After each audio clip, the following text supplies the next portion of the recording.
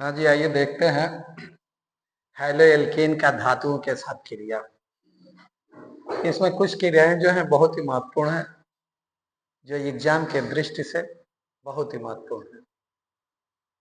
आज उन्हीं अभिक्रियाओं को देखेंगे जो आपके पेपर में आने ही हैं और आते भी हैं। जब भी पेपर उठाएंगे तो ये मिलेगा।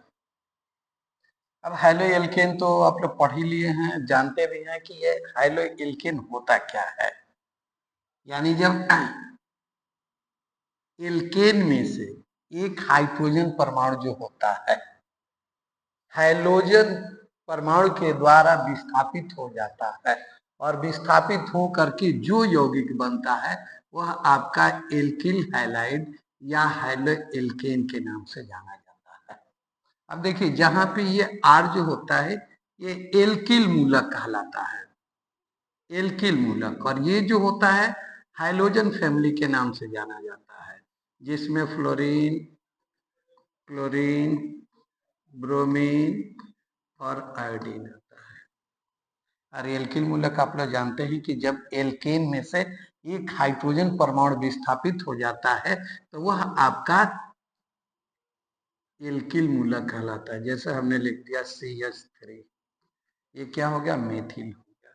हमने लिख दिया C2H5, ये हो गया मेथिल हो गया, एथिल हो गया। इसी प्रकार से हमने लिख दिया C3H7, ये प्रोपिल हो गया। अब ये कैसे होता है, तो देखिए जब आपका एल्केन जो होता है, एल्केन जैसे हमने एक नाम लिख दिया CH4, मेथेन। अब ये मेथेन जो है जब क्लोरीन से क्रिया करता है, और ये कभी ये सूर्य के प्रकाश में एक विशेष कंडीशन में ये क्लोरीन का परमाणु टूटता है। ये कैसे टूटता है, कल आप लोगों को एक डेमो क्लास दिए थे और उसमें बताए थे बॉन्ड क्लीवेज, बंध का टूटना। जैसे ये क्लोरीन है, जैसे ये क्लोरीन एक परमाणु, ये दूसरा परमाणु जो ये होता है ये अटैच होता है। जैसे ये सूर्य का प्रकाश पड़ता है तो प्रकाश पड़ने के फलस्वरूप ये दोनों जो होते हैं अपना संबंध विच्छेद कर लेते हैं और विच्छेद करके ये दोनों अलग अलग हो जाते हैं। ये आपका Cl जो दिया है, ये Cl अलग होकर के ये फ्री रेडिकल बन जाता है। जैसे ये फ्री रेडिकल बनता है ये आपका ये C से जुड़ा हुआ ये हाइड्रोजन परमाणु के ऊपर ये अटैक करता है। अब ये जो होता है इस पे अटैक कर देता है। ये कहता है कि मैं तो टूटा हूं, तुमको कैसे छोड़ूंगा, जिसके कारण ये Cl जो होता है कि आकर के कार्बन और हाइड्रोजन के बीच अटैक कर देता है। और जैसे ही अटैक करता है तो ये कार्बन को क्लोरीन अच्छा लगने लगता है, जिसके कारण H को इग्नोर करने लगता है, जिसके कारण H भी देखते देखते रहता है, कार्बन का साथ छोड़ करके अलग हो जाता है। और जब अलग हो जाता है तो यहाँ पर ये क्लोरीन आकर के अटैच हो जाता है तो ये CH3 और ये Cl बन जाता है और प्लस। अब देखिए क्या होता है, कल वाली बात पुनः आ गई। ये टूटा तो ये कहाँ पे जाएगा, तो ये देखेगा कि इसका एक पार्टनर था जो टूट के अलग हो गया, तो ये अब जो होगा पुनः इस क्लोरीन के साथ अटैच हो जाएगा और HCl बना देगा। इस प्रकार से ये मेथिल क्लोराइड क्लोरोमेथेन बन गया, जो आपका हाइलो एल्केन के नाम से जाना जाएगा। इसी को हम लोग RX भी बोलते हैं, ये हाइलो एल्केन।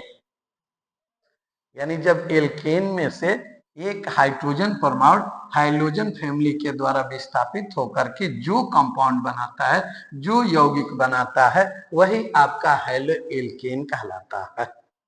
एक क्लास के समय बता दिया गया है, अब चूंकि ये मेन टॉपिक को मैं बता रहा हूं जो एग्जाम में आएगा। अब ये हैलो एल्केन की धातुओं से क्रिया कैसे होती है। जब ये हैलो एल्केन जो होता है धातुओं के साथ क्रिया करता है तो एल्केन बनाता है, जिसमें प्रसिद्ध अभिक्रिया है वुर्टज अभिक्रिया, वुर्टज रिएक्शन। ये क्या होता है आइए आपको बताते हैं। जब एल्किल हाइलाइड के E3 विलयन को सोडियम धातु के साथ जब गर्म करते हैं तो हमारा एल्केन बनता है। तो वह अपक्रिया वोल्टेज अपक्रिया के नाम से जाना जाता है। हमने क्या कहा? आप लोग भी मेरे साथ जब बोलेंगे तभी समझ में आएगा। हमने कहा कि जब एल्किल हैलाइड के E3 विलयन को सोडियम धातु के साथ मिलाकर गर्म करते हैं तो हमारा एल्केन बनता है। तो आइए एल्किल हैलाइड, हमने लिख दिया एल्किल हैलाइड RX, यह हमारा हो गया एल्किल हैलाइड, या इसी को हम लोग हैलो एल्केन बोलते हैं। और अभी हमने बताया कि हैलो एल्केन कैसे बनता है।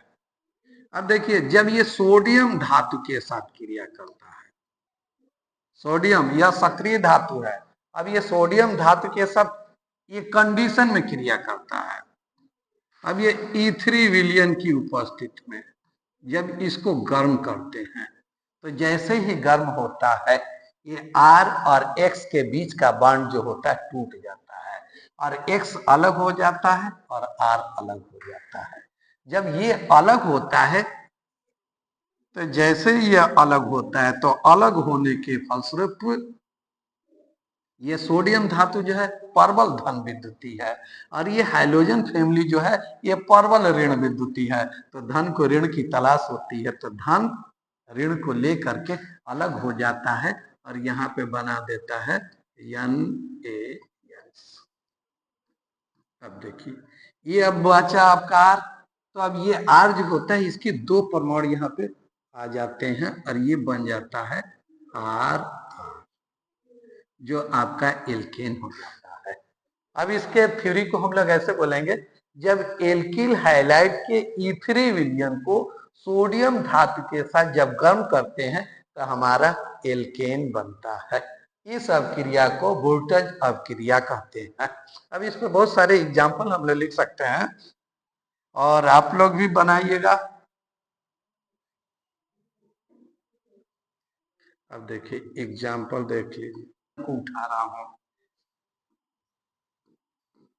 CH3Cl, ये कहलाएगा क्लोरोमेथेन या मेथिल क्लोराइड। ये हो गया मेथिल क्लोराइड। अब मेथिल क्लोराइड सोडियम धातु से क्रिया करेगा और किसकी उपस्थिति में? ये ऐसे क्रिया नहीं करेगा जब तक कोई फैक्टर आएगा नहीं, जब तक कोई प्रेशर देने वाला नहीं आएगा तब तक ये क्रिया नहीं करेगा। अब ये E3 विलयन की उपस्थित हो गई और यहाँ पे हमने हीट कर दिया।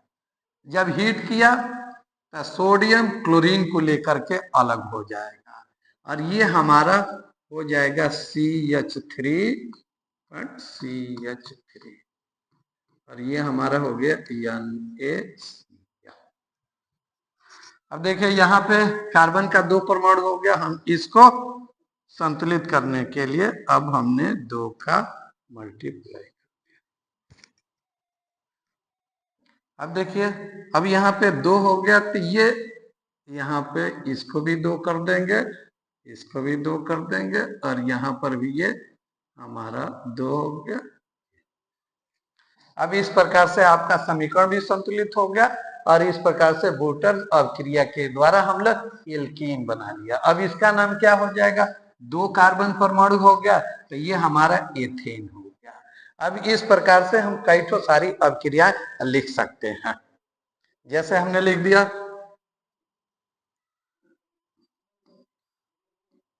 CH3 CH2I। अब इसको भी हम लोग सोडियम धातु से क्रिया करा दें।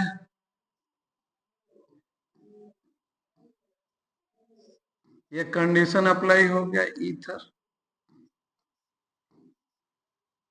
अब आप लोग बता सकते हो परवल धन विद्युती और परवल ऋण विद्युती वह एक साथ हो जाएगा और एक साथ होकर के ये क्रिया कर जाएगा ये, और ये जो हो जाएगा ये अब हम लोग इसको CH3 CH2 CH2 CH3 plus ये हमारा क्या हो गया NaI। अब देखिए यहाँ पे कार्बन का 4 परमाणु है, यहाँ पे 2 है तो 2 का हमने मल्टीप्लाई कर दिया, तो I भी 2 हो गया, तो यहाँ पे 2 का मल्टीप्लाई, सोडियम का भी 2 का मल्टीप्लाई। इस प्रकार से ये हमारा क्या हो गया 1 2 3 4 4 कार्बन परमाणु हो गया, ये हमारा हो गया ब्यूटेन।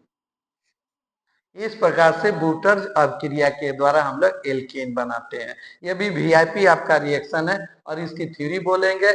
जब एल्किल हैलाइड के E3 विलयन को सोडियम धातु के साथ मिलाकर जब गर्म करते हैं तो हमारा एल्केन बनता है। जब एल्किल हैलाइड को E3 विलयन में सोडियम धातु के साथ जब क्रिया कराते हैं तो हमारा एल्केन बनता है। इस अभिक्रिया को वोल्टेज अभिक्रिया कहते हैं। अब आइए चलते हैं, ठीक। आइए दूसरा महत्वपूर्ण अभिक्रिया है फ्रैंकलैंड अभिक्रिया, फ्रैंकलैंड रिएक्शन। इसमें क्या होता है, जब एल्किल हैलाइड के E3 विलयन को जिंक धातु के साथ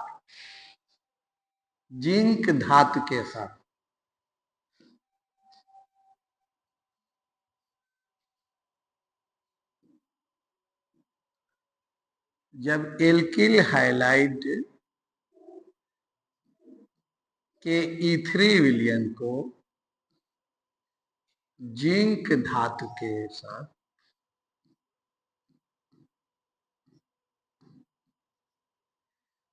जब एल्किल हैलाइड को के E3 विलयन को जिंक धातु के साथ जब गर्म करते हैं तो हमारा एल्केन बनता है। तो यह अभिक्रिया फ्रैंकलैंड अभिक्रिया कहलाती है। जब एल्किल हैलाइड के E3 विलयन को सोडियम धातु के साथ जब गर्म करते हैं तो हमारा एल्केन बनता है। देखिएगा ये R बॉन्ड R प्लस ये परबल धन विद्युती परबल ऋण विद्युती, ये आपका मिल जाता है ZnX2। अब ये यहाँ पे आपको एक बात, छोटी सी बात बता दे कि ये ZnX2 यहाँ पे कैसे हो गया। ये Zn और ये X2, अभी आप लोग यहाँ पे देखें, यहाँ पे NaCl बना, यहाँ पे 2 नहीं लिखा गया और यहाँ पे ये ZnH2 हो गया। तो ये कैसे होता है, आप जान लीजिए कि इसकी संयोजकता 2 होती है और ये हाइड्रोजन फैमिली है, इसकी संयोजकता 1 होती है। तो जब ये आपस में परमाणु मिलते हैं तो ये जो संयोजकताएं जो होती हैं इंटरचेंज हो जाती है, ये इसके साथ और ये इसके साथ, जिसके वजह से ये Zn और ये X2। जैसे एग्जांपल आप देख लो, जैसे A एक एलिमेंट है का एटम है और B एक है। अब इसकी संयोजकता 3 है और इसकी संयोजकता 2। अब जब ये आपस में रिएक्शन करेंगे तो रिएक्शन करने के बाद जो कंपाउंड बनाएंगे और कंपाउंड का जो सूत्र बनेगा वह आपका ऐसे हो जाएगा A2B3। इस प्रकार से संयोजकता का इंटरचेंज हो करके ये आपका अणु सूत्र का निर्माण हो जाता है। तो ये छोटी छोटी बातें याद रखनी पड़ती है कि ऐसे कैसे हम लोग सूत्र लिख देते हैं। तो वैलेंसी याद होनी चाहिए, Zn की वैलेंसी 2 होती है, इसलिए यहाँ पे 2 हो गया। अब आ जाओ इसका एग्जाम्पल देते हैं। R का मतलब एल्किल मूलक, और एल्किल मूलक क्या होता है, तो जब संगत एल्केन में से एक हाइड्रोजन परमाणु विस्थापित हो जाता है तो उसे एल्किल मूलक कहते हैं। जब एल्केन में से, जैसे ये CH4 हमने लिखा, ये एल्केन हो गया, इसमें से एक हाइड्रोजन परमाणु निकलेगा तो यह एल्किल मूलक कहलाएगा। इसका नाम इन को हटाकर इन लिख देते हैं, ये हमारा हो गया मेथिल। ये हो गया हमारा एथिल, ये हो गया प्रोपिल। तो ये पहचानना होगा कि आर क्या है। तो आर को हम लोग एल्किल मूलक कहते हैं। एल्किल मूलक अभी बता दें, जब एल्केन में से एक हाइड्रोजन परमाणु निकल जाता है तो वह आपका एल्किल मूलक कहलाता है। और यह एक्स क्या है, तो हैलोजन फैमिली है। सातवें वर्ग को हम लोग हैलोजन फैमिली के नाम से जानते हैं। जो सातवां वर्ग होता है जिसमें फ्लोरीन, क्लोरीन, ब्रोमीन, आयोडीन आता है, तो यह आपका हैलोजन फैमिली के नाम से जाना जाता है। तो अब यहाँ पे हमने एक मूलक लिख दिया, वो क्या हो जाएगा, एल्किल मूलक लिखिए CH3Cl। अब जिंक धातु को लिख दिया, उसके बाद ये ईथर को हमने यहां लिख दिया और इसको गर्म कर दिया। जब एल्किल हाइलाइड के ईथरी विलयन को जिंक धातु के साथ गर्म करते हैं तो हमारा एल्केन बनता है।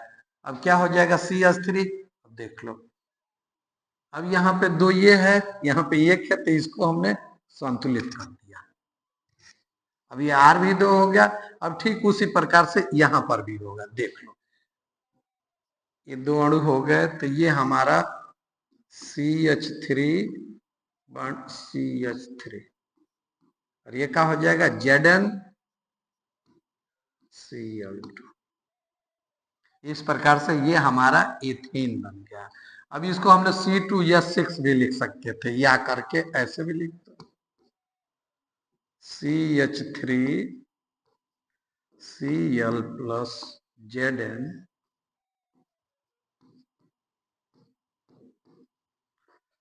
C2H6 प्लस ZnCl, ये हमारा हो गया एथेन।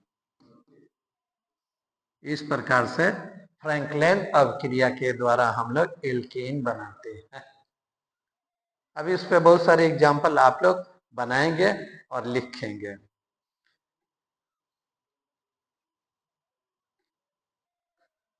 जैसे लिख दिया गया C2H5I को जिंक धातु के साथ क्रिया करा दीजिए।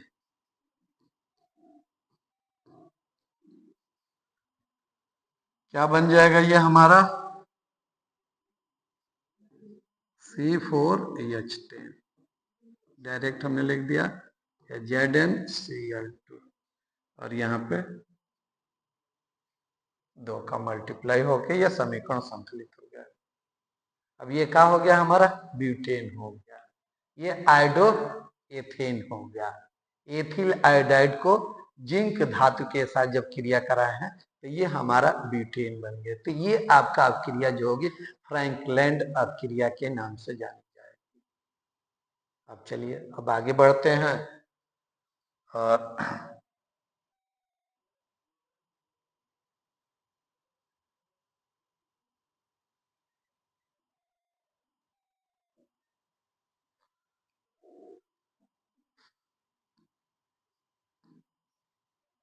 अब तीसरा अभिक्रिया हम लोग देखेंगे अल्मैन रिएक्शन।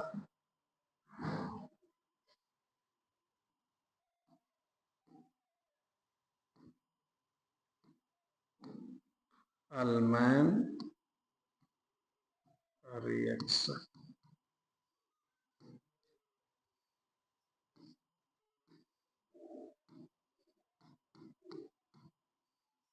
अल्मैन अभिक्रिया।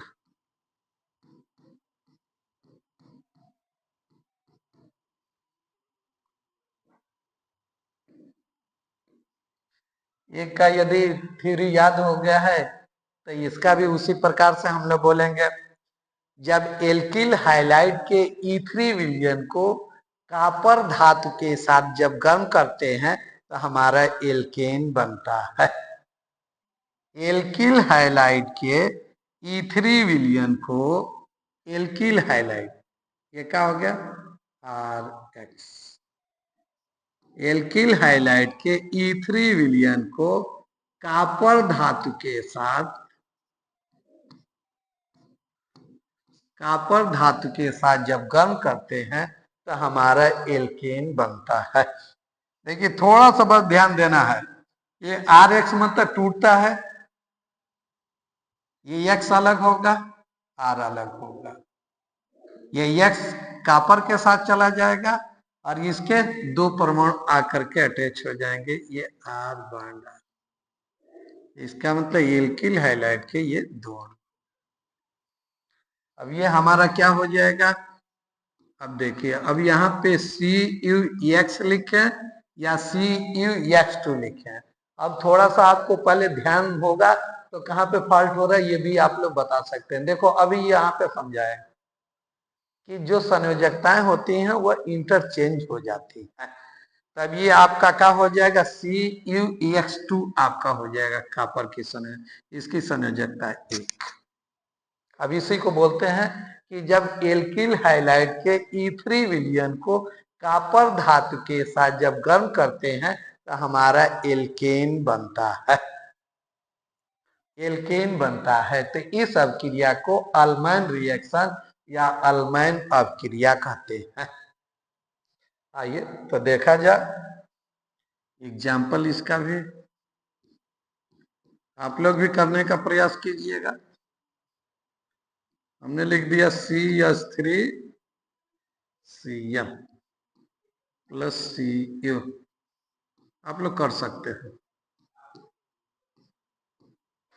ये कर सकते हैं। ये क्या हो जाएगा, C2H6 plus CuCl2।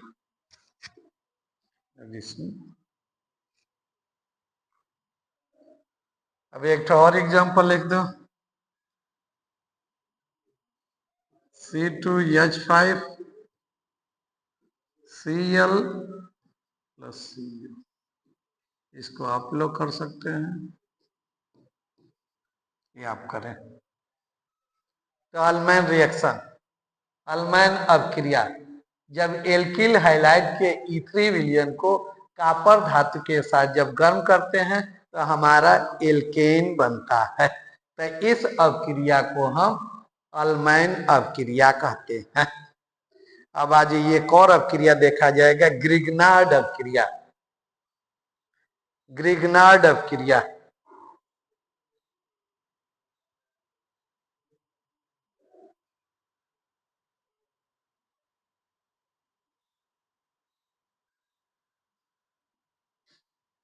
Reaction number 4,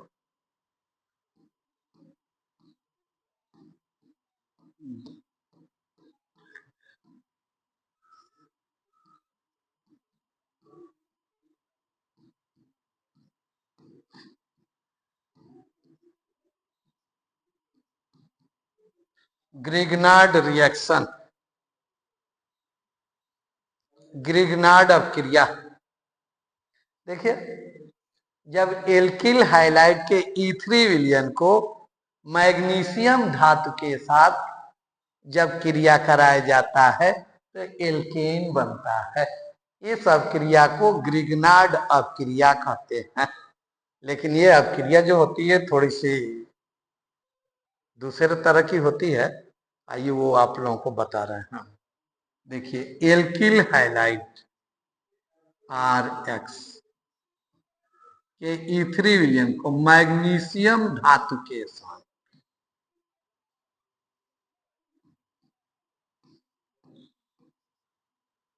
जब एल्किल हाइलाइड को के ई3 विलयन को मैग्नीशियम धातु के साथ जब गर्म करते हैं या जब क्रिया कराते हैं तो ये एक योगात्मक यौगिक बनता है, जिसको हम लोग कार्ब धात्विक यौगिक या ग्रिग्नार्ड रिजेंट बोला जाता है या ग्रिग्नार्ड अभिकर्मक के नाम से जाना जाता है।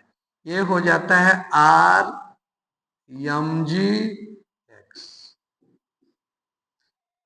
इसको हम लोग ग्रिग्नार्ड अभिकर्मक कहते हैं, या इसको ये कार्ब, ये धातु, ये कार्ब धात्विक यौगिक के नाम से जाना जाता है। क्या कहलाएगा, जब ये पहले स्टेप में एल्किल हाइलाइड के ई3 विलयन को जब मैग्नीशियम धातु के साथ जब गर्म करते हैं तो ये कार्ब धात्विक यौगिक बनता है, जिसको ग्रिग्नार्ड अभिकर्मक के नाम से जाना जाता है। अब जब भी हम लोग ग्रिग्नार्ड अभिकर्मक से क्रिया होती है तो उसको जल से क्रिया करा देते हैं। अब इस ग्रिग्नार्ड अभिकर्मक को जल से धो देते हैं। आज ये देखिए अब क्या होगा, ये RMgX,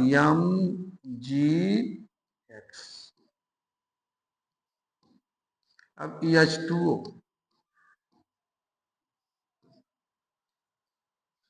अब आप लोग जानते हो कि H2O मतलब कैसे टूटता है, एक H के फॉर्म में टूटता है और एक OH के रूप में टूटता है।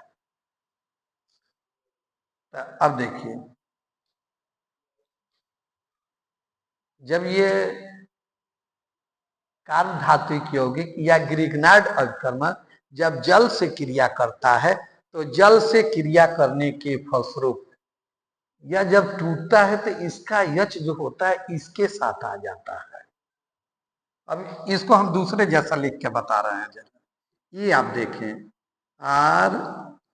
RMgX प्लस HOH,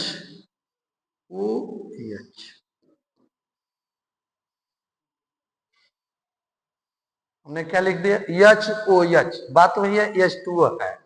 अब देखिए